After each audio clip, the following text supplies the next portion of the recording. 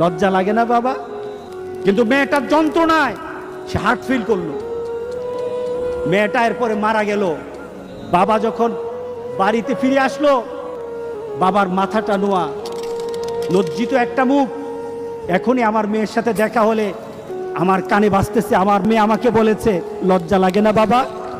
আমি কিভাবে আমার মেয়ের সামনে যাব? এই চিন্তা যখন করতেছে, এমন সময় দরজা খোলার সাথে সাথে একটা চিৎকার শুনলো।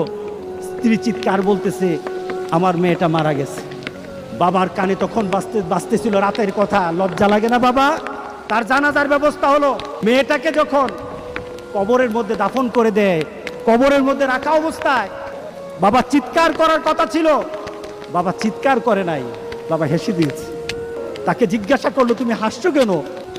আমার মেয়েটা চলে গেছে, আমার কলিজার টুকরাটা চলে গেছে, কিন্তু আমার জীবনের মধ্যে একটা আঘাত দিয়ে পরিবর্তন করে গেছে।